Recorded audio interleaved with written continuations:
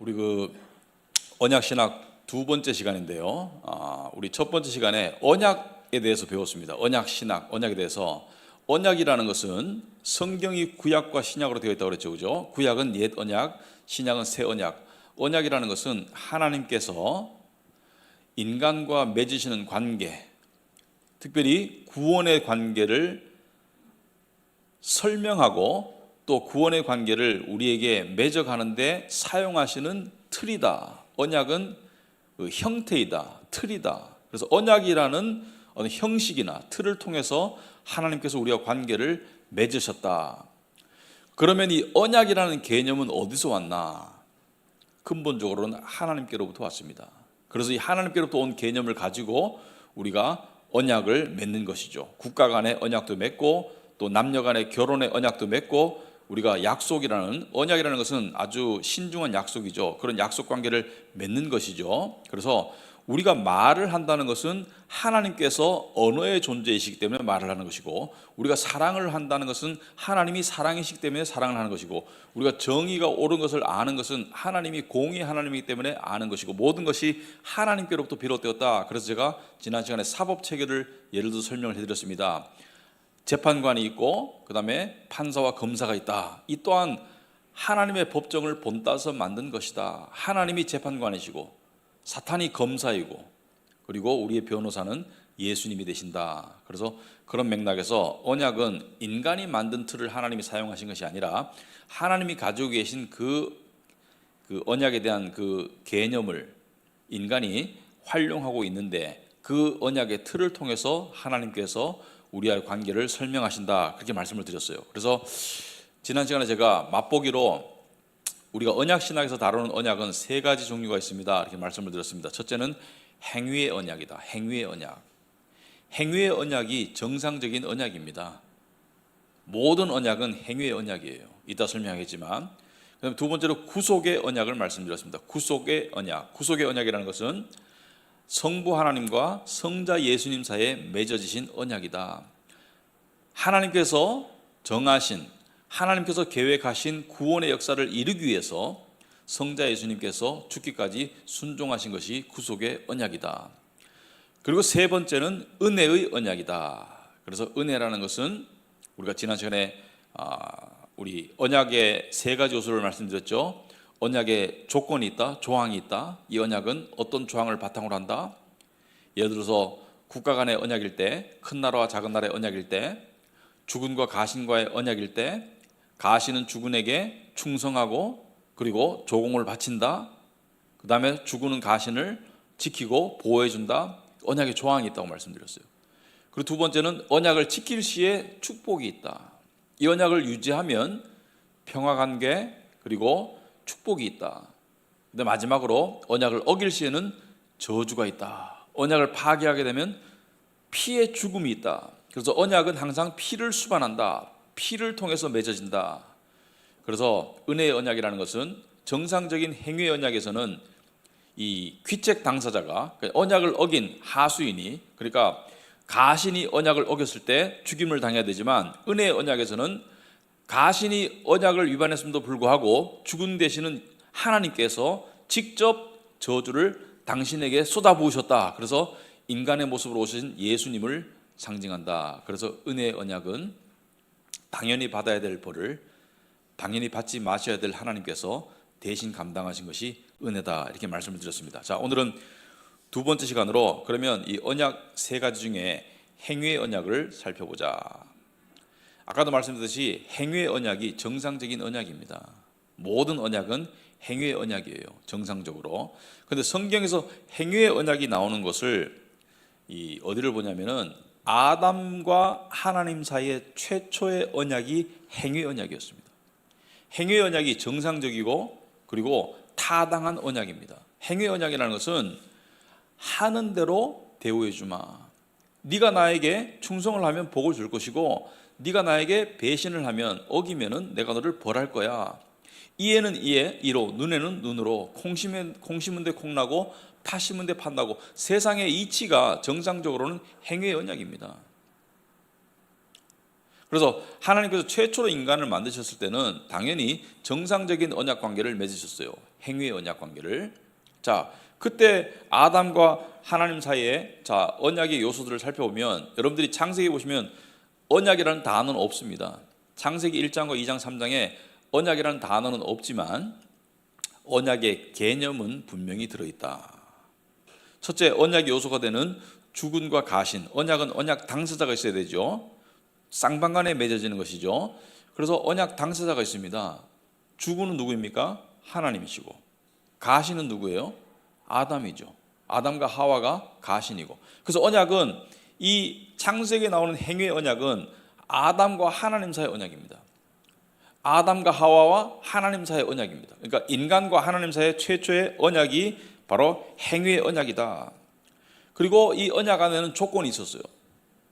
모든 언약은 언약 조항이 있죠. 어떤 조항이 있었습니까? 동산에 있는 모든 나무는 다 먹어도 된다라는 허용이 있었고요. 그 다음에 두 번째는 하지만 동산 가운데 있는 선악을 알게 하는 나무는 선악과는 먹지 말라는 금기의 조항이 있었죠. 여러분 그 창세기 보시면은 동산의 중앙에 선악과만 있는 게 아니고 두 종류의 나무가 있었죠. 동산의 중앙이라는 것은 중요한 위치를 말하죠. 센터에 중앙에 생명나무와 선악과가 있었습니다. 이 생명나무는 천국 가면 다시 보게 돼요. 다시 먹게 되고. 그래서 생명나무와 선악과가 있었는데 이 생명나무는 불멸성을 지켜주는 나무로 보시면 되겠습니다. 그래서 이 동산에 있는 모든 열매는 생명나무를 포함한 모든 열매는 먹어도 된다라는 허용이 있었고요. 하지만 선악과는 먹으면 안 된다라는 금기의 조항이 있었습니다. 이게 언약의 조항이었어요. 그죠? 언약의 당사자는 하나님과 인간, 언약의 조항은 선악과를 먹지 마라. 그리고 언약의 저주가 있었습니다. 무엇이냐? 그 선악과를 먹으면 어떻게 된다고요? 네가 반드시 죽을 것이다. 성경에서 말하는 죽음은 물론 육신의 죽음도 죽음이죠. 아담과 하와는 선악과를 따먹고 에덴에서 동산에 쫓겨나고 난 다음에 불멸성을 상실했죠. 그래서 몸이 늙어갔어요. 그 다음에 영적으로는 바로 죽었습니다. 하나님으로부터 분리돼가지고 바로 죽었어요. 그래서 성경은 하나님으로부터 분리된 상태를 죽음이라고 말한다. 그 죽음 상태에 뭐가 들어와요? 고통과 죄와 불안이 들어오죠. 자, 그런데 이 행위의 언약에서 언약의 축복은 뭐였냐? 만약에 가정적으로 아담과 하와가 선악과를 따먹지 않고 언약을 지켰더라면 어떤 축복이 주었을까요? 그 에덴의 완벽한 상태가 유지가 되었을 것입니다. 여러분, 아담과 하와가 에덴에서 누린 삶은 어떤 삶이에요? 슬픔도 몰랐고 고통도 몰랐고 불안도 몰랐고 두려움도 몰랐고 완전한 안전 속에서, 완전한 풍요 속에서, 그리고 일을 하는 것도 몰랐고 거짓말도 몰랐고 배신도 몰랐고, 그러니까 죄가 없는 무죄 상태, 무균 상태에서의 행복과 축복된 삶을 그대로 유지할 수 있었겠죠. 선악과를 안 따먹었으면. 그게 언약의 축복이고, 언약의 저주는 네가 정녕 죽을 것이다. 자, 그래서 결과적으로 어떻게 됐습니까? 아담은 하와와 함께 선악과를 따먹고 언약을 어기고, 그 대가를 누가 치루었어요? 누가 죽었어요? 아담과 하와가 죽었어요.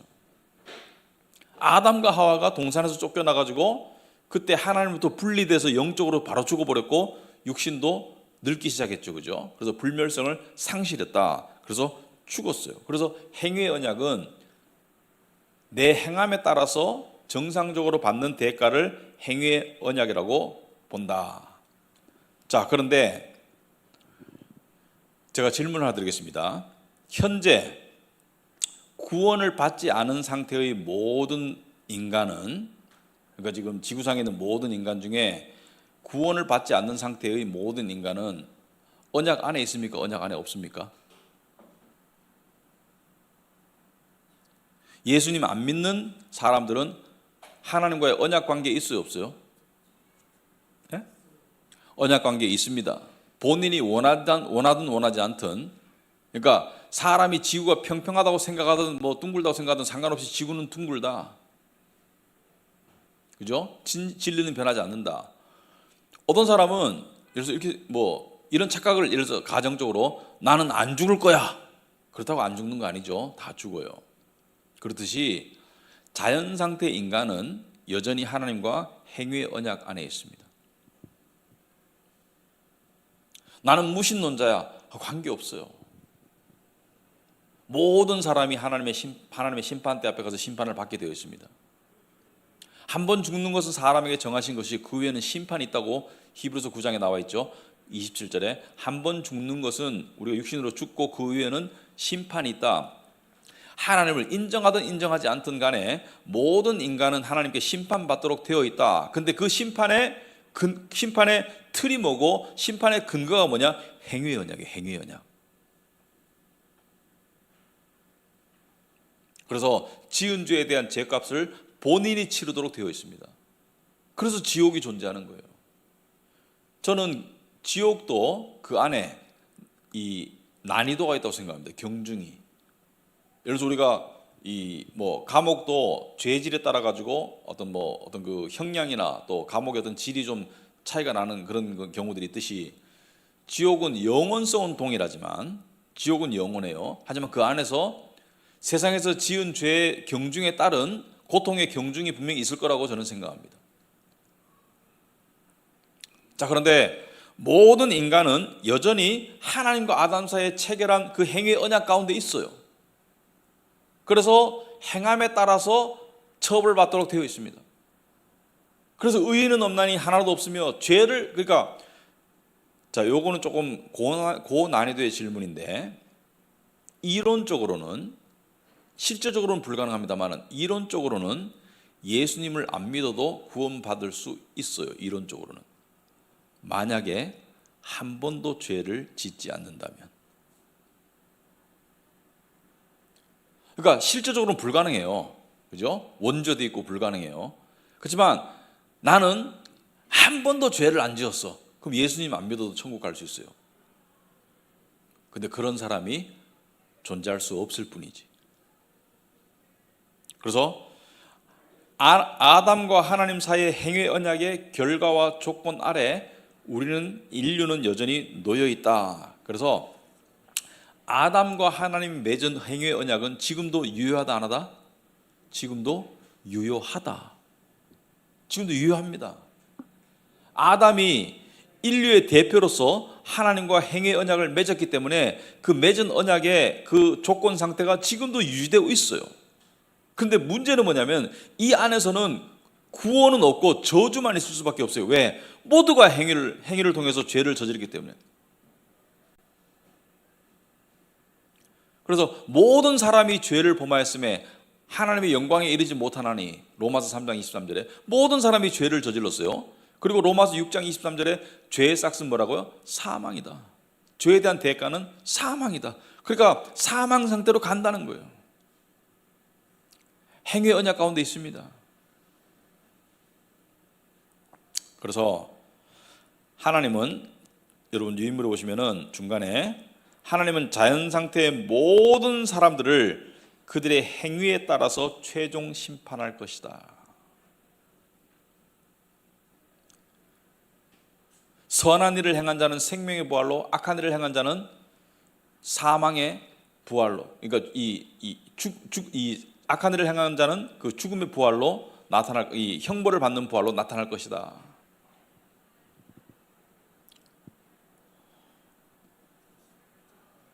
따라서 이론적으로는 행위가 온전하고 죄가 없으면 행위의 언약의 조건 아래서 구원에 이를 수가 있습니다. 물론 실제 그럴 가망성은 전혀 없어요.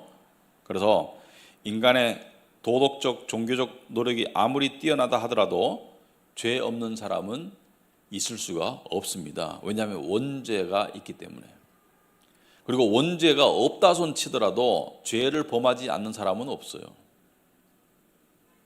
그러면 종교는 뭐냐?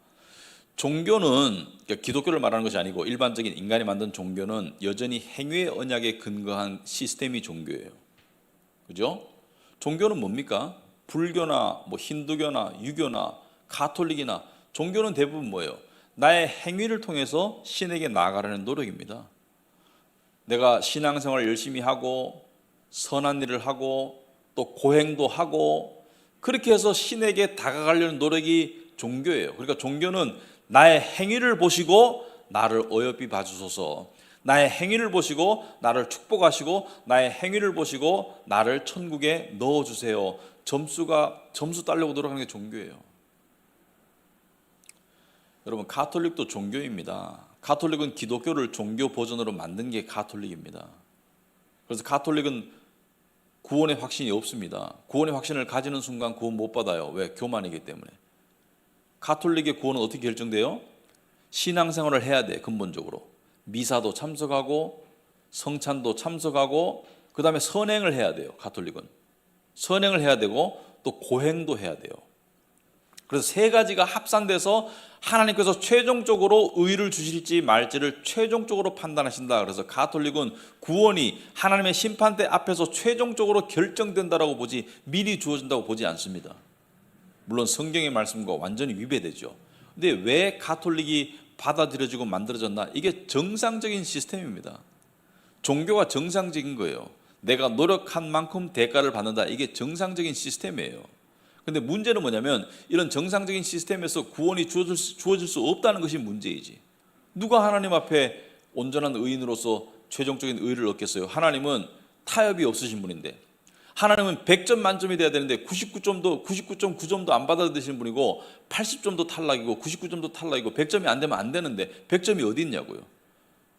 그러니까 행함으로는 의를 얻을 수가 없는 것이죠. 그래서 인류 최초의 종교 활동을 저는 이렇게 봅니다. 창세기에 보시면은 아담과 하와가 선악과를 따먹고 난 다음에 뭐가 들어왔어요? 그 죄를 짓고 난 다음에 가장 처음에 느낀 것은 죄책감보다는 수치심이었습니다. 부끄러움. 자기의 모습이 적나라하게 드러나는 부끄러움. 왜? 자기의 죄된 모습이 드러나는 부끄러움. 그래서 어떻게 했어요? 무화과나무 잎으로 몸을 가리고 숨었어요. 여러분, 하나님부터 숨는다는 게 가능합니까? 불가능하죠. 하나님 다 보시는데. 그런데 하나님께서 뭐래요? 아담아 네가 어디 있느냐? 하나님이 몰라서 물으셨겠어요? 여러분, 그 애가 잘못해가지고 이 방에 숨거나 화장실에 숨어 있으면 엄마가 몰라가지고 철수야 어디 있어? 이렇게 말해요? 다 알면서 하는 거잖아요, 그죠? 어디 숨은지 다 알면서도 네 발로 나와, 이런 뜻이죠. 그래서 아담아 네가 어디 있느냐? 아담이 숨어 있는 거잖아요. 당신이 주신 여자 때문에 제가 죄를 저질러가지고 핑계 대는, 이게 죄인 거예요. 죄는 상대방의 핑계 대는 거예요.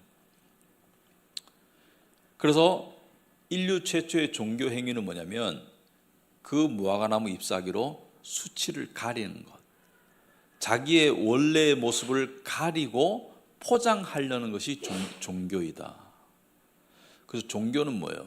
종교는 자기의 본 모습을 드러내지 않고 선행과 고행으로 가리는 거예요.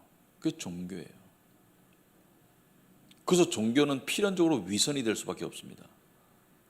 그래서 예수님께서 바리새인들 보고 뭐라 했습니까?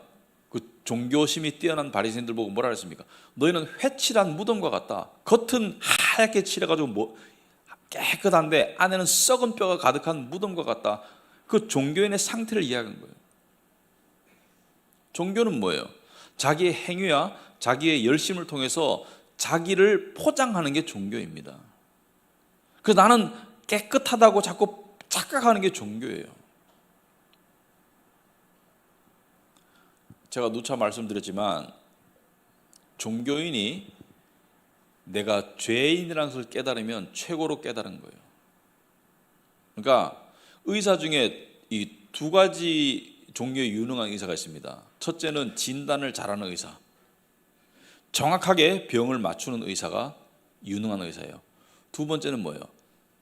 처방을 잘하는 의사, 그 치료제를 알려주는 의사가 의사인데, 안타깝게도 진단만 잘하는 의사가 있을 수밖에 없죠. 왜?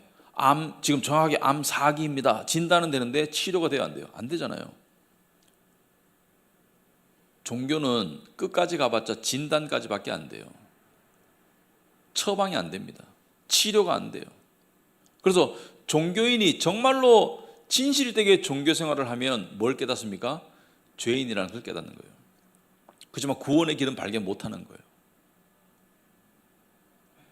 그래서 성철 스님이라는 분이 그 불교계에서 아주 존경받는 스님인데 아주 인간적으로 존경받을 만하신 분입니다. 굉장히 겸손하고 아이들도 사랑하고, 그래서 그 일화를 보면 사람이 굉장히 그 소탈하고 이 거만하거나 그 높은 자리에 올라가도 교만하지 않고 정말 이 겸손하신 분이고 한데, 그분이 죽기 전에, 돌아가시기 전에 쓴 시에 보면 내 죄가 수미산보다 높다. 불교계에서 말하는 높은 산이죠. 그러니까 죄를 깨달으신 거예요. 안타깝게도 그 죄를 해결할 방법을 깨닫지 못한 것이지. 그 종교는 뭐예요? 종교는 자기의 죄를 가리는 거예요. 자기의 선행으로, 자기의 고행으로 자기를 가리고 나는 하나님 앞에 받아들여질 만합니까? 라고 외치는 게 종교입니다. 나는 신께 받아들일 만합니까? 여러분, 멕시코는 가톨릭 국가입니다. 남미의 많은 국가들이 가톨릭 국가죠. 멕시코 시티에 가면 큰 산 위에 마리아상이 있대요. 큰 마리아상이. 근데 그 산 위를, 그 비탈을 그 무릎으로 기어가면 얘가 다 터지고, 무릎이 터지고 피가 철철 난답니다. 뼈도 다칠 수 있고요. 근데 그렇게 고행으로 기어 올라가면서 뭐예요? 자기 의를 쌓는 거예요. 나의 희생을 보고, 나의 피 흘림을 보고 하나님 나를 축복하시고 받아주세요라고 하는 인간의 절절한 몸부림이 종교예요. 지금도 여기 여호와의 증인이 앞에, 우리 교회 앞에서 전도를 하고 있죠. 제가 여러 번 말했지만 말을 안 들어요. 근데 이분들이 왜 이렇게 열심을 할까? 종교이기 때문입니다. 열심으로 합산되는 점수에서 구원이 결정되기 때문에 놀란 것은 추석 연휴 때도 저렇게 하고 있어요.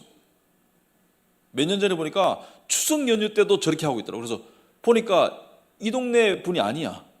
그래서 추석 연휴 때는 자기들끼리 연락해가지고 고향에 가가지고 고향에 있는 여호와의 증인 교회를 섬기는 거예요. 대단해요, 열심히. 종교입니다. 신천지가 성공하는 이유가 뭐예요? 그 성공에는 나쁜 성공이지만 14만 4천 명까지만 구원받는다고 그랬어요. 그 14만 4천 명까지 들어와가지고 14만 4천 명이 넘어갈 때 뭐라 했습니까? 경쟁을 시켰죠. 14만 4천 등까지 구원받는다고 경쟁을 시켰죠. 그 종교입니다. 인간의 행위의 열심을 통해서 구원받는 거. 근데 그것이 정상적인 거예요. 정상적으로는 자기의 노력과 행함에 따라서 결과를 받는 게 정상입니다. 여러분, 정상적으로는 열심히 일한 사람이 보너스 더 받는 게 정상이고요. 정상적으로는 더 초과 근무한 사람이 더 받는 게 정상이에요. 은혜의 언약이 논리적으로는 비정상입니다. 그래서 포도원의 일꾼 비유해 보면 아침부터 일한 사람, 낮에부터 일한 사람, 저녁에 퇴근 때가 다 돼서 일하는 사람, 일을 시작한 사람, 주인이 불러가지고 임금을 똑같이 주니까 아침부터 일한 사람이 불평하잖아요. 우리는 아침부터 와서 일했는데 왜 저녁에 일한 사람하고 똑같이 임금을 똑같이 줍니까? 그게 정상적인 논리예요. 근데 거기다 주인이 뭐라 그래요? 내 마음이지. 이게 은혜입니다. 왜 정상적인 행위의 언약을 내버려 두고 하나님께서 은혜의 언약을 우리에게 제시하셨는가? 왜냐하면 정상적으로 하면 다 지옥 가야 돼. 그게 문제인 거예요. 정상적으로 하면 행위의 언약에 따르면 다 지옥 가야 되니까 하나님께서 특별하게 은혜의 언약을 베푸신 거지, 원래는 행위의 언약이 정상입니다. 여러분, 우리는 행위의 언약이 본능에 심어져 있어요. 양심의 잣대가 있고요. 그래서 이렇게 해도 내가 구원받았나? 이렇게 해도 하나님께서 나를 받아주실까? 이렇게 해도 내가 천국 갈 수 있을까? 이런 인간적인 생각이 드는 게 정상입니다. 그 논리가 우리 안에 심겨져 있어요, 정상적으로. 그래서 정상적인 사고와 논리로는 복음의 은혜를 깨달을 수 있다, 없다? 없다. 여러분, 성경책 안 보고 열심히 골똘히 생각 3일만 해보세요. 그러면은 율법주의자가 될 겁니다. 그래서 뭐예요? 우리는 본능적으로는 행위의 언약 가운데 있기 때문에 어떻게 해요? 말씀을 통해서 특별한 은혜를 자꾸 우리가 되새겨야 돼요. 행함과 관계없이 주어지는 하나님의 은혜가 구원입니다. 행함에도 불구하고 주어지는 은혜가 구원인 거예요. 나의 죄와 관계없이 주어지는 것이 하나님의 구원의 은혜이고, 더 나아가서 나의 죄에도 불구하고 주어지는 것이 하나님의 구원의 은혜지. 성경을 보시면 로마서든지 이 성경을 보시 갈라디아서든지 성경을 보시면 거기에 관한 내용이 꽉 차 있잖아요. 율법의 행함이 아니라 하나님의 일방적인 은혜 베품으로 너희가 구원을 얻는다는 것이 들어져 있잖아요. 너희 행함에서 나온 것이 아니고 오직 하나님의 선물이라고 에베소 2장에도 말하고 있잖아요. 그래서 구원의 은혜에 거하기 위해서는 우리의 본능적인 논리에 자꾸 사로잡히면 안 돼요. 어떻게 해야 돼요? 성경의 진리를 통해서 특별한 은혜를 자꾸 우리가 되새겨야 되지. 그죠? 정상적으로는 구원의 확신에 거할 수 없습니다. 그래서 제가 거듭 말씀드리지만 행위의 언약에 따르자면, 종교에 따르자면 구원이 마지막 결과물이 돼야 돼요. 노력한 만큼, 그리고 그 열심히 한 만큼, 거기에 따라서 결과물로 주어져야 하는 게 정상이에요. 정상. 근데 우리는 뭐예요? 구원을 이미 받았다. 이미 받았다. 이게 비정상입니다. 특별한 거예요. 하나님이 일방적으로 주셨다. 왜? 행위 언약으로는 받을 수 없기 때문에 주신 거예요. 우리를 불쌍히 여기셔서. 이해가 되시죠? 그래서 여러분들이 구원을 다각도에서, 구원이라는 영롱한 다이아몬드에 그 다양한 색깔들을 다각도에서 논리적으로, 성경적으로, 진리적으로 설명할 수 있어야 돼요. 특히 스스로에게 설명할 수 있어야 돼요. 스스로에게. 예를 들어서 여러분들이 죄를 졌어요. 근데 안 짓겠다고 그랬어. 또 지었어. 안 짓겠다고 또 결심해 또 지었어. 그때 사탄이 뭐라 그래요? 야, 이쯤 되면 하나님이 너를 받아주시겠냐? 이렇게 사탄이 우리를 공격합니다. 정상적으로. 그때 행위의 언약에 사로잡혀 있으면 어떻게 돼요?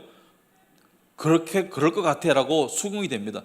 나라도 그러겠어. 이렇게 또 자빠지고 또 자빠지고 또 자빠졌는데 무슨 염증을 하나님께 나아가? 그게 행위의 언약의 본능이에요. 그게 정상적인 거예요. 근데 뭐예요? 그렇게 해서 하나님께 나갈 수 있는 사람이 없어요. 그 하나님의 은혜는 뭐라 그래요? 언제든지 나에게 오거라. 예수 그리스도의 피를 힘입어서 담대하게 은혜의 보좌 앞에 나아가거라. 이렇게 성경은 이야기하고 있는 거예요. 행함에 의해서 나갈 수 없습니다. 예수님의 은혜의 피로 나아가는 거예요. 이게 정상인 거예요. 이게 은혜인 거예요. 그래서 본능은 우리가 뭐에 있다? 행위의 언약 가운데 있다. 행위의 언약이 나쁜 거냐? 나쁜 거 아니에요. 정상적인 거예요. 그래서 예수님께서 율법은 나쁜 게 아니라고 그랬잖아요. 율법은 선한 것이라고 그랬잖아요. 내가 율법을 폐하러 온 것이 아니고 율법을 세우러 오셨다고 그러잖아요. 율법이 나쁜 게 아니에요. 그죠? 문제는 뭐예요? 우리가 지킬 수 없다는 거예요. 완벽하게. 그래서 하나님께서 특별한 구원의 길을 만들어 주신 것이에요. 이렇게 보시면 되겠습니다. 자, 정상적으로 인간이 멀리 뛰기 할 수 있는 그 거리가 얼마쯤 되겠어요? 멀리 뛰기 선수가 뛸 수 있는 거리가. 그래서 뭐 좀 어린아이들 같은 경우는 1m도 못 뛸 거고, 그 다음에 노인들은 뭐 1m 가까이 아주 나이가 들게 되면 멀리 뛰기 자체가 안 되겠죠. 걸음걸이가 안 되는데. 근데 젊은 사람들은 한 3m, 4m 뛰겠죠. 그죠? 뭐 멀리 뛰기 세계 선수권자는 가장 멀리 뛰겠죠. 그런데 이쪽 편과 저쪽 편 사이에 죽음의 계곡이 있는데 길이가 100m야. 또는 1km야. 그리고 사람들 다 세워놓고 자, 뛰어서 넘어가. 멀리 뛰기를 멀리 못하는 어린아이나 노인이나 세계 기록 보유자나 못 뛰기는 다 마찬가지예요. 1km를 어떻게 뛰어? 10m도 못 뛰는데. 그게 구원의 강인 거예요. 그래서 하나님께서 어떻게 하세요? 예수 그리스도를 통해서 구원의 다리를 놓아주신 거예요. 이 길로 와라. 네 행함으로는 안 된다. 이 길로 와라. 예수님을 통해서 구원의 다리를 놓아주신 것이, 그것이 구원이다. 정상적으로는 구원받을 사람이 없습니다. 그것을 깨달아야 돼요. 이걸 깨닫는 것을 성경은 겸손이라고 합니다. 이걸 깨닫고 난 다음에 진리를 깨닫는 거예요. 마틴 루터가 복음의 은혜를 깨닫고 구원을 받기 전에, 구원을 구원을 받기 전에 어떻게 했습니까? 맨날 기도하고 맨날 고해성사하고 자기 담당 신부한테 수도승일 때 하도 고해성사를 자주 하러 오니까 수도승 신부님 뭐라 했어요? 야, 제발 좀 너무 자주 오지 마라. 정말 특별한 죄를 지었거든 오지. 하루에 막 12번도 오고 이렇게 하지 마라. 나도 지금 피곤하다. 그건 뭐예요? 행위의 언약 아래 있었던 거예요. 자기를 깨끗하게 해서 어떻게든지 노력해서 깨끗하게 해가지고 모든 죄를 고백하고 죄를 안 지려고 노력하고 안 지려고 노력해도 죄가 지어지니까 그 지은 죄를 고백하고 신부님에게 고해성사하고 용서받고 그 종교 시스템 속에서 열심히 노력해가지고 행함으로 구원을 받으려고 했는 거예요. 그리고 결국 뭘 깨달았어요? 사랑의 하나님을 만나려고 했는데 뭐예요? 너무 무서운 하나님밖에 안 보인다. 왜? 행함으로 구원을 얻으려고 하면 어떻게 돼요? 하나님부터 멀어진다, 가까워진다? 멀어진다. 하나님으로부터 도망가는 길이 두 가지가 있습니다. 첫째는 죄를 통해서 죄 짓고 도망가는 거예요. 두 번째는 하나님으로부터 도망가는 두 번째 길이 있습니다. 자기 의를 통해서. 내가 열심을 통해서 하나님께 나아가려고 하면 그 길은 도망가는 길이에요. 멀어지는 길이에요. 이해가 되십니까? 하나님께 나아가는 길은 두 손 들고 가는 길이에요. 나는 할 수 없어요. 예수 그리스도께서 다 하셨습니다. 믿음으로 가는 것이 하나님께 나아가는 것이지 죄를 통해서 나아갈 수 없고요. 당연히 하나님께. 그리고 자기의 인간적인 노력을 통해서 나아갈 수 없습니다. 그래서 탕자의 비유가 아니고 두 아들의 비유라고 그래야 되죠.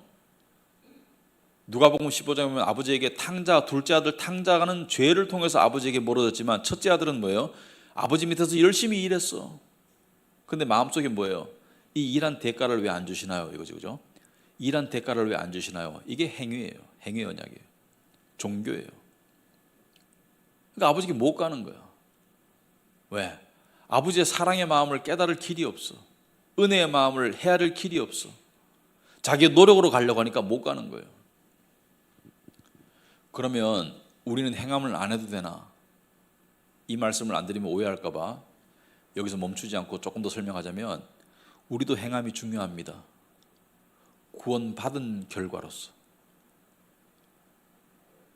구원받을 길이 아니라 구원받았기 때문에 율법을 지키는 거예요. 구원받았기 때문에 하나님을 섬기는 거예요. 근데 차이가 뭐예요?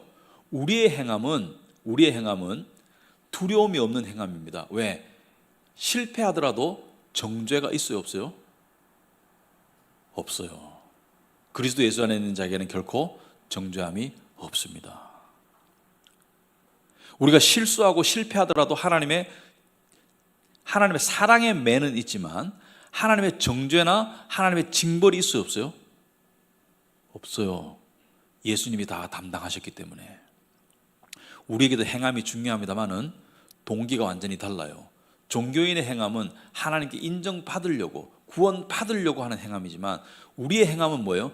구원받았기 때문에 인정받았기 때문에 감사해서 행하는 행함이에요. 달라요.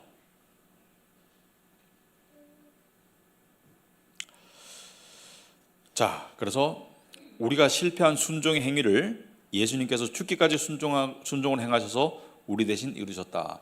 자, 예수님이 이루신 그 의는 무슨 언약을 이루신 거예요? 행위의 언약을 이루신 것입니다. 행위의 언약이 정상이에요. 여러분, 예수님이 이 땅에 오셔서 산 삶과 이루신 구원은 행위의 언약이에요. 우리에게 은혜의 언약을 주시기 위해서. 어떻게 행위의 언약을 이루셨나요?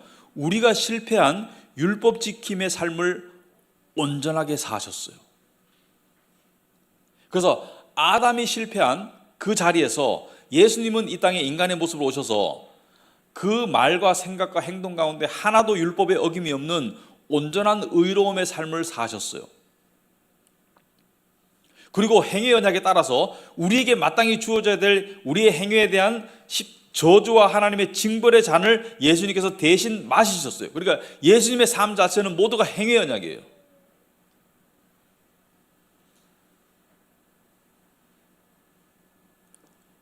그래서 우리가 예수의 의를 힘입어서 하나님께 받아들여졌다. 예수의 의를 힘입어서 하나님께 나아간다. 예수의 의를 힘입어서 천국에 들어간다고 말할 때 그때 예수님의 의는 무엇을 의미하는가? 이게 중요합니다. 두 가지를 의미합니다. 첫째는 예수님 존재로부터 나오는 의. 예수님은 의로우신 분이죠. 하나님이시죠. 예수님의 존재로부터 나오는 의. 그분은 우리에게 당신의 의를 주셨고 우리의 죄를 가져가셨습니다 말할 때 그분의 존재로부터 나오는 의가 바탕이 되고, 두 번째는 뭐예요? 중요하게도 예수님께서 율법 지킴의 행위를 통해서 이루신 의. 여러분, 예수님의 의를 받았다고 말할 때 그 개념을 분명히 아셔야 돼요. 예수님의 존재로부터 나오는 의로움도 있고, 또 예수님께서 이 땅에 오셔서 율법을 온전히 지키시고 이루셨죠. 거기서 나오는 의, 행위의 의를 우리에게 주신 거예요. 그래서 우리는 복음을 믿는 사람들은 이렇게 말합니다. 내가 죽어야 될 죽음을 예수님이 대신 죽으셨다 이렇게 말합니다. 맞아요. 내가 십자가에 매달려 죽었어야 되는데 내 죄 때문에 예수님이 대신 죽어주셨다. 맞아요.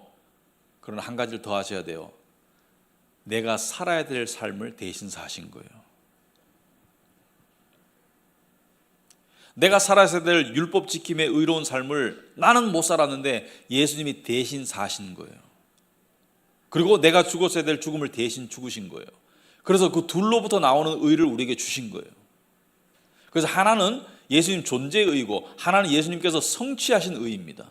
율법 지킴을 통해서. 그 두 가지 의가 우리에게 주어진 거예요. 그래서 하나님이 우리를 그리스도 안에서 보실 때 어떻게 봐요? 거룩하고 흠이 없다라고 보십니다. 왜?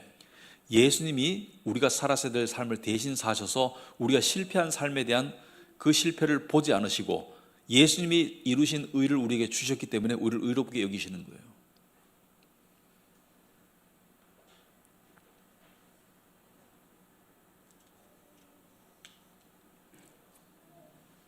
그래서 우리가 물론 크리스찬이면 당연히 복음을 알죠. 내 죄 위에서 십자가에 달리신 예수님의 그 복음을 알죠. 그러나 더 깊이 알아야 돼요. 그리고 논리적으로 알아야 돼요. 설명할 수 있어야 돼요. 감정은 중요하지만 팩트만큼 중요하진 않아요. 팩트가 있고 감정이 있는 것이지. 그래서 하나님이 나를 의롭게 여기신다. 그 이유가 뭐예요? 그 근거가 뭐예요?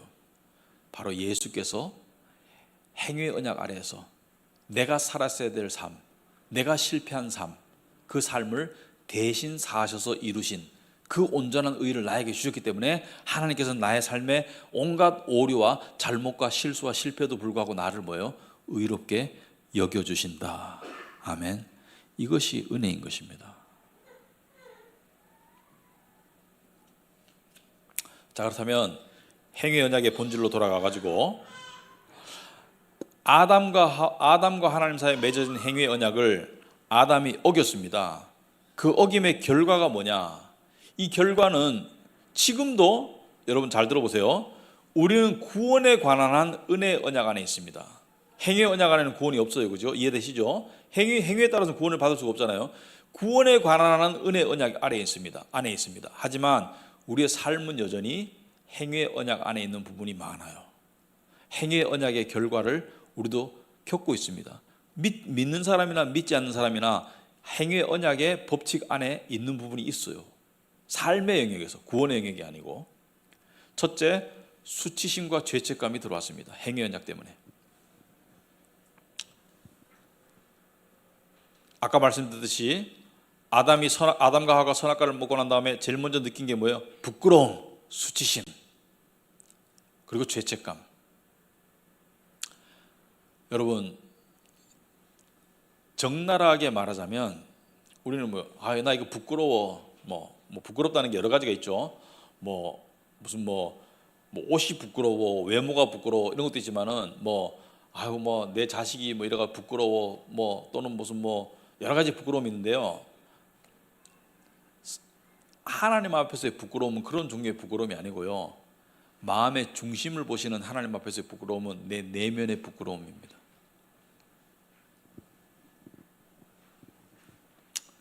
그래서 우리는 인간은 잘 들어보세요. 여전히 행위의 언약 아래서 부끄러움을 느끼기 때문에 절대로 100% 자신을 드러내지 못합니다. 100% 자신을 드러낼 수 있는 사람은 없어요. 이렇게 많은 사람이 있더라고요. 나는 솔직해. 나는 다 말해. 거짓말이에요. 100% 자신을 드러낼 수 없는 이유가 두 가지가 있습니다. 첫째는 100% 자신을 드러내면 사회에서 존재할 수가 없습니다. 무슨 말이냐? 갑자기 무작위로 누군가가 여러분에게 갑자기 지금 무슨 생각하고 있어요? 지금 속으로 무슨 생각하고 있어요? 이렇게 물었을 때 속으로 무슨 생각하고 있어요? 라고 물었을 때 100% 말할 수 있어요? 여러분 누군가 대화하다가 머릿속에 들어오는 생각을 다 말로 뱉을 수 있어요?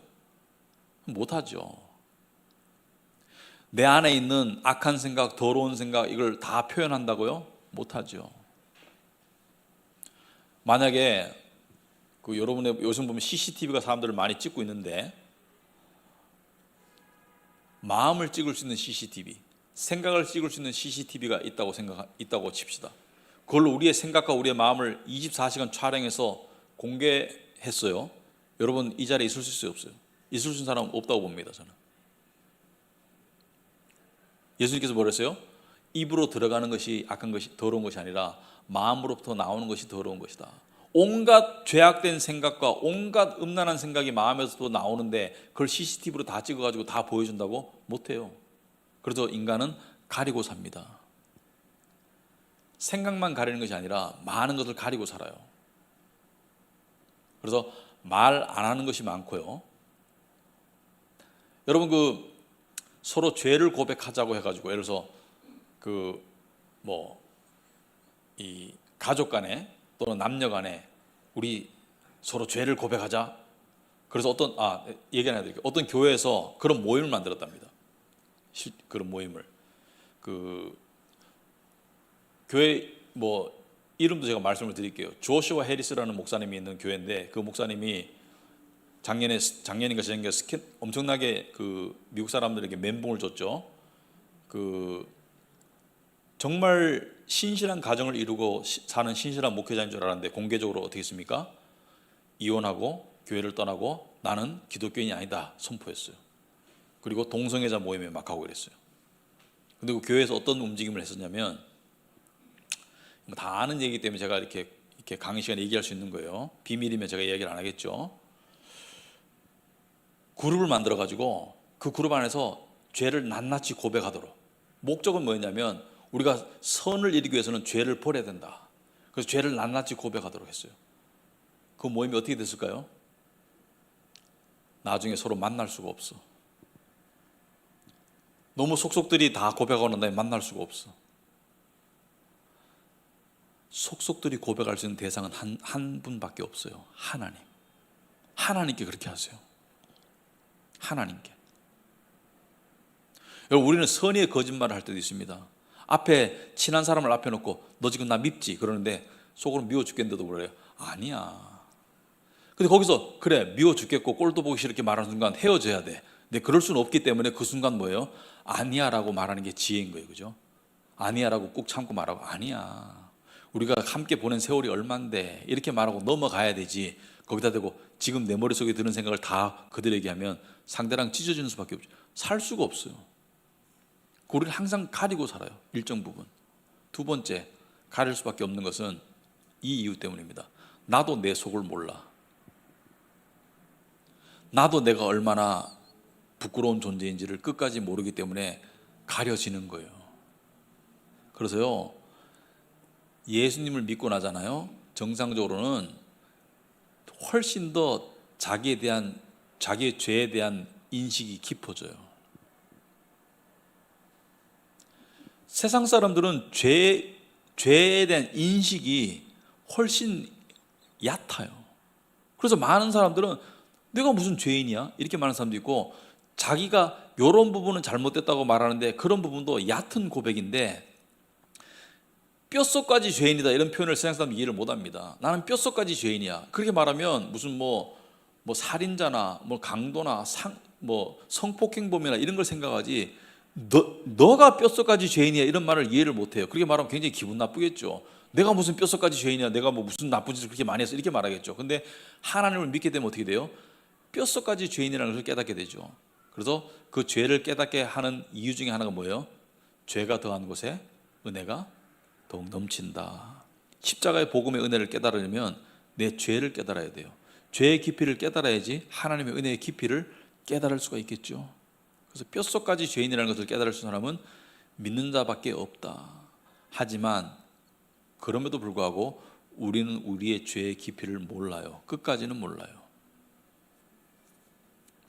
어떤 데 이럴 때 있죠. 내가 이렇게까지 할 수 있는 사람이구나. 스스로에게 놀랄 때가 있습니다. 내가 이렇게까지 할 수 있는 사람이구나. 이렇게까지 이 안 좋은 소리를 할 수 있는 사람이구나. 스스로에게 놀랄 때가 있습니다. 뭐예요? 아직까지 자기의 죄의 깊이를 모른다는 거예요. 그러므로 우리는 가리고 살 수밖에 없는 거예요. 자동적으로. 자, 그 다음에 행위 언약을 어긴 결과 아까 말했듯이 인류 최초의 종교 행위가 발생했습니다. 그죠? 종교는 뭐예요? 자기를 포장하려는 노력이다. 종교는 하나님 앞에서, 신 앞에서 자기를 포장하려는 노력이다. 그래서 예수님께서 십자가에 죽으셨을 때 여러분이 이걸 아셔야 됩니다. 십자가에서 일어난 모든 일은 우리에게 거꾸로 적용된다. 우리가 죽었어야 될 죽음을 예수님이 대신 죽으심으로 말미암아 우리에게 생명이 주어진 것이 십자가이다. 그리고 예수님이 십자가에 죽으셨을 때 뭐 겉옷은 나눠 가지고 제비 뽑아, 속옷은 나눌 수가 없으니까 제비 뽑아 가졌다. 그런 내용이 있죠. 예수님이 왜 십자가에서 벌거벗고 죽으셨을까? 그 의미가 있는 거예요. 그냥 벌거벗고 죽으신 게 아닙니다. 예수님이 벌거벗고 죽으신 것은 우리가 당해야 될 수치를, 적나라한 수치를 예수님께서 당하시는 것을 상징적으로 보여주는 거예요. 그래서 더 이상 하나님 앞에 우리가 수치를 가릴 필요가 없는 거예요. 아담은 자기의 수치를 가리려고 무화과나무 잎으로 옷을 만들어가지고 입었지만 예수님 뭐예요? 우리를 위해서 옷을 벗고 죽으셨어요. 우리의 수치를 대신 감당하셨기 때문에 적어도 하나님 앞에서는 우리를 포장할 이유가 없다. 그래서 하나님이 가장 좋아하시는 기도는 두 가지 종류입니다. 첫째는 마음이 부서지는 기도, 둘째는 아주 솔직한 기도. 하나님 앞에 미사역으로 기도할 때, 1대1로 기도할 때, 대표 기도할 때 말고요. 1대1로 기도할 때 하나님 앞에 미사역으로 쓸 이유가 없습니다. 필요도 없고요. 그냥 고백하세요. 그래서 행위의 언약을 어긴 결과 수치가 들어오고 죄책감이 들어오고 인류 최초의 종교 행위가 시작됐고요. 그 다음에 타인을 향한 불신과 두려움이 생겼습니다. 여러분 사람을 만났을 때 여러분 100% 믿나요? 여러분 사람이 사람을 100% 믿을 수 있다고 생각하는 만큼 멍청한 것은 없어요. 100% 믿을 수 없는 것은 왜 100% 믿지 않나요? 왜냐하면 나도 100% 진실되게 대할 수 없기 때문에. 물론 나 저 사람 믿어 이렇게 말할 수 있는, 저 사람 믿어, 저 사람 나타날 거야, 저 사람 이 일을 할 거야, 믿음이 있어요. 그죠? 믿음이 있어요. 이 보험증권은 믿어 이렇게 믿음이 있습니다. 그렇지만 제가 말하는 것은 100% 믿을 수 있냐고. 100% 믿음이란 존재하지 않습니다. 미국의 신용등급도 100%가 아니에요. 100%라는 세상에 존재하지 않아요.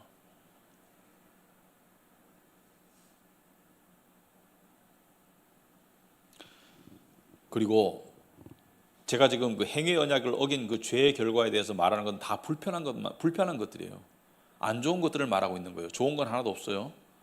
그리고 또 이중적인 삶이 불가피해집니다. 그래서 저 사람은 이중적이야. 그렇게 말하는 그 겉으로는 천사인 것처럼 하면서 뒤로는 사기치고 그런 거는 안 하겠죠. 적어도. 그렇지만 나의 진짜 모습과 겉으로 보여주는 모습의 차이가 있을 수밖에 없습니다. 겉으로 보여주는 모습과 내면의 모습과는 차이가 있을 수밖에 없어요. 심지어 아주 정말 훌륭하게 살았던 조나단 에드워드 목사님도, 조나단 에드워드 아시죠? 미국의 그 영적 대각성의 도화선을 일으킨 그 미국에서 가장 추앙받는 그 목회자 중에 한 분이잖아요. 조나단 에드워드, 18세기. 그 목사님이 겉으로의 삶은 얼마나 경건했겠어요? 얼마나 신실한 목사님이었겠어요?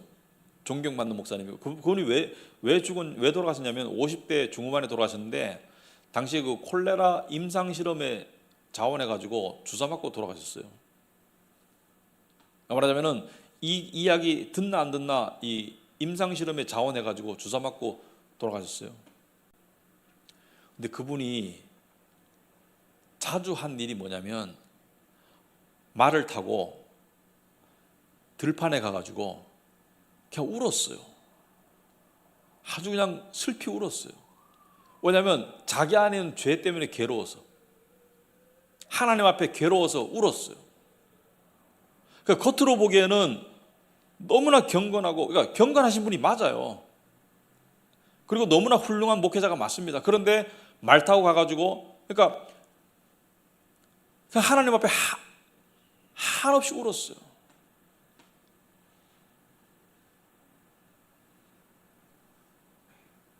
그래서 내일 느헤미야 1장을 공부하지만, 진짜 경건한 사람은 항상 남의 죄만 지적질하는 것이 아니라 자기의 죄를 함께 봅니다. 느헤미야는 이스라엘 백성들의, 유다 백성들의 죄도 하나님께 회개하고 고백했지만 눈물로 자기 자신의 죄도 함께 고백했어요. 그래서 이중적인 인격과 삶이 불가피하다. 그 다음에 정말 안 좋은 거라고 말씀드렸어요. 행위의 언약을 어긴 결과 사람은 의의 결핍이 왔습니다. 의라는 것은 사람이 본능적으로 필요로 하는 거예요. 왜? 의로 자기 수치를 가릴 수 있는 게 의로움이에요. 의로서 자기를 가리는 거예요. 그래서 세상에서 말하는 의는 여러 가지가 있습니다. 세상에서 말하는 의를 대체하는 가짜 의, 모조품 의들이 있어요. 하나님 앞에서 우리의 수치를 가릴 수 있는 유일한 의는 뭐예요? 의로 옷 입었다 할 때 그 유일한 의는 예수님께로부터 오는 의만이 우리를 가릴 수 있어요. 그죠? 예수님께로부터 오는 의만이 우리의 수치를 가릴 수 있고 우리를 하나님께 데려갈 수 있어요. 의롭다는 것은 하나님께 받아들일 수 있는 자격이에요. 신에게 인정받을 수 있는 자격이에요. 하나님께 받아들일 수 있는 자격과 인정받을 수 있는 자격은 예수님의 의밖에 없어요.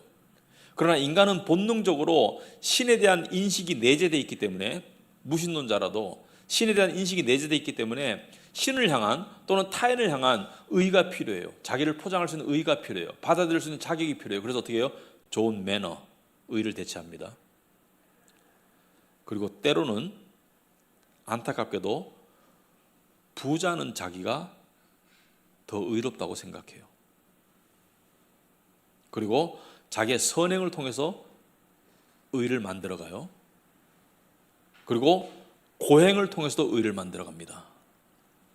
여러분, 이 채식주의자 중에 그냥 건강을 위해서 채식하는 것이 아니라 나는 생명을 해치지 않아, 이 의입니다.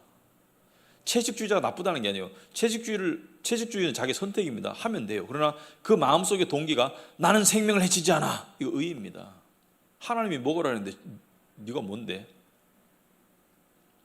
그리고 또 하나가 뭐냐면 상대를 밟고 상대를 깔아뭉김으로써 상대적인 의를 추구합니다. 그래서 남을 험담하고 손가락질하고 비난하면서 나는 저 사람과 같지 않아, 이게 의입니다. 그래서 두 사람이 기도할 때 한 사람은, 죄인은 뭐예요? 말을 못하고 나는 가슴을 이렇게 통해하면서 나는 죄인입니다. 가까이 갈 수도 없는 죄인입니다. 근데 뭐예요? 옆에 있던 그 바리새인 종교인은 뭐라 그래요? 나는 저 사람과 같지 않습니다. 저 사람과 같이 안식일을 어기고 뭐 토색질하고 저 사람 같지 않습니다. 이 상대적 의인 거예요. 남과의 비교해서 의. 교회 안에도 그런 게 들어올 수 있습니다. 나는 저 사람하고 달라. 나는 신앙생활을 반듯하게 해. 이게 상대적 의예요. 그거는 가짜 의죠. 그래서 타인을 비난함으로써 자기 정당성을 확보하려는 인간의 못된 습성이 의를 확보하려는 몸부림이에요. 그래서 가족 중에서도 계속 비난하면서 의를 쌓아가는 사람이 있어요. 나는 부지런해, 너는 왜 이렇게 게으르니? 이렇게 하면서 의를 쌓아가는 사람이 있어요. 그 동기가 뭐예요? 상대를 비난함으로써 자기의 의를 세우는 거예요. 그래서 이것이 다 행의 언약을 어기고 난 다음에 의를 상실한 인간에게 나타나는 증상들이다. 어디선가는 의를 확보해야 돼. 근데 확보할 길이 나에게는 이 길이야. 근데 다른 모든 길은 진정한 의가 주어지지 않고 파괴적이에요. 그러나 예수 그리스도를 통해서 주어지는 의만이 진정한 의를 얻을 수 있는 유일한 길이에요. 그리고 행의 언약을 어긴 결과 하나님을 원망하고 비난이 시작되었습니다. 여러분, 죄는 자기가 책임져야 될 것을 남에게 화살을 돌리는 그런 못된 습성을 만들어서 아담아 네가 왜 숨었냐? 그러니까 아담이 뭐라 그래요? 정상적으로는 제가 선악과를 따먹고 이렇게 되었습니다. 하나님이 하지 말라는 것을 이렇게 되었습니다. 이게 정상적인 고백인데 뭐예요? 당신이 나에게 만들어준 하와가 나를 꿰어가지고 내가 선악과를 먹었습니다. 비난의 화살을 누구를 원망하는 거예요 지금? 하나님을. 하와를 원망하지만 궁극적으로 누구를 원망하는 거예요? 하나님이죠. 하와는 뭐라 그래요? 뱀이 나를 해가지고 뱀을 원망하잖아요. 그죠? 사탄을 원망하잖아요. 자기가 해놓고. 이것도 왜 그래요? 인정하는 게 어렵습니다. 인정하는 순간 자기의 의가 상실돼요. 그래서 잘못을 인정한다는 게 참 어렵습니다. 하지만 예수님을 믿는 사람은 잘못을 인정하는 게 비교적 쉽습니다. 왜? 나의 진정한 의는 예수님을 통해서 주어지는 것이지 나의 행위를 통해서 주어지는 것이 아니기 때문에 내가 스스로 만들어낼 필요가 없고 스스로 지킬 필요가 없는 거예요. 그래서 잘못을 인정하는 게 조금 쉬워진다. 그래서 제가 이러한 신뢰들을 들어서 여러 가지 말씀을 드렸는데 이것이 행위의 언약을 어긴 죄의 결과들입니다. 그리고 마지막으로 결혼 생활의 무질서가 시작되었습니다. 행위의 언약을 어기고 난 다음에 처음에 하나님께서 아담과 하와를 지으셨을 때 하와를 아담을 돕는 배필로 지으셨습니다. 그죠? 돕는 자로. 그런데 존재적으로는 아담과 하와가 같아요. 그러나 기능적으로는 남자를 머리로 주셨어요. 남자를 머리로 주셨어요. 기능적으로는 존재의 가치가 다르다는 게 아니에요. 근데 남자를 머리로 줬다 해가지고 굴림하고 여자를 함부로 대하고 여자를 무시하고 그런 의미로 주지 않았다고 성경은 말하고 있습니다. 신약에 보면 에베소에 보면 남자가 우두머리인 이유가 뭐예요? 여자를 자기처럼 보살피라고 그렇게 주셨지 굴림하라고 또는 학대하라고 준 것은 아니에요. 근데 여자들에게 뭐라 했어요? 남편에게 순종하라고 되어 있습니다. 이게 하나님의 창조 질서인 거예요. 순종하라고 해가지고 나쁜 거에 다 따라하고 자기 생각을 말하지 말라는 것이 아니고 생각을 표현하고 의논하고 하지만 큰 결정에 있어서는 남자가 머리 역할을 한다는 것을 이야기하고 있는데 창세기 3장 16절에 보시면은 하와 여자에게 이렇게 말씀하셨어요. 내가 너에게 임신하는 고통을 크게 더할 것이니 너는 고통을 겪으며 자식을 낳을 것이다. 이것이 여자에게 주어진 형벌이었습니다. 그리고 네가 남편을 지배하려고 해도 남편이 너를 다스릴 것이다. 네가 남편을 지배하려고 해도 남편이 너를 다스릴 것이다. 그래서 여자는 이 행위 언약의 결과, 죄가 들어온 결과 가정생활 속에서 남자를 컨트롤하려고 하지만 또 남자가 여자를 지배하고 이게 왔다 갔다 하는 거예요. 그러니까 옥신각신하는 삶이 계속 반복되는 거예요. 언제까지? 진정한 질서를 말씀 속에서 발견할 때까지. 그래서 다양한 죄의 결과들을 우리가 살펴보았습니다. 행위의 언약을 어긴 결과, 다양한 죄의 결과들이 여기에 나타나고 있다. 그런데 그렇다 해가지고 예수님이 율법을 통해서 구원을 못 받는다 해가지고 율법이 나쁜 것은 아니다, 율법은 선한 것이다, 내 율법을 이루러 왔다고 말씀하셨듯이 행위의 언약을 우리가 못 지켰을 뿐이지 행위의 언약 자체가 나쁜 것은 아니고 행위의 언약은 정상적인 거예요. 문제는 정상적으로는 구원을 얻을 수 없기 때문에 특별한 은혜의 언약을 베푸셨기 때문이지. 그러니까 하나님께 가는 길이 10km 건너뛰기를 해야 되는데 10km는 1km는커녕 10m도 건너뛰기를 할 수 없는 사람들을 세워놓고 10km를 건너뛰는 행위를 하라고 하면 할 수가 없잖아요. 그래서 하나님께서 다리를 놓아주신 것이지 행위 언약 자체가 나쁜 게 아닙니다. 그리고 지금도 우리는 일상생활 속에서 행위의 언약의 결과물 속에 또는 행위의 언약의 원리 속에 여전히 있다. 그리고 세상 사람들은 행위의 언약에 따라서 심판받을 것이다. 예수님이 이 땅에 오셔서 행위의 언약을 이루시는 거예요. 아시겠죠? 그래서 우리에게 은혜의 언약을 주시기 위해서. 여기까지 하고 마치도록 하겠습니다. 기도하겠습니다. 하나님 아버지, 오늘 저희들 행위의 언약에 대해서 배웠습니다. 행위에 의하자면 저희들은 절대로 도저히 하나님께 갈 수가 없습니다. 행위의 언약은 당연한 것이고 또 정상적인 것이지만 문제는 우리가 그것을 지킬 수 있는 능력과 힘이 없다는 것입니다. 우리 대신 이 땅에 오셔서 그 행위를 온전함으로 완전히 이루신 예수 그리스도를 바라봅니다. 우리가 살았어야 될, 우리가 실패한 그 온전한 삶을 예수님이 대신 사셔서 행위의 언약을 이루셔서 그 이루신 의를 우리에게 주셨습니다. 예수님께서 또 우리가 죽었어야 될 죽음을 대신 죽으셔서 우리를 향한 하나님의 모든 저주와 징벌을 담당하셨습니다. 이 놀라운 소식이 복음입니다. 하나님 아버지, 이 언약의 틀 속에서 우리가 정말 하나님께서 만든 세상의 원리와 또 사람들과의 관계, 또 특별히 베푸신 구원의 은혜를 우리가 깨달아 알 수 있도록 주님 도와주시옵소서.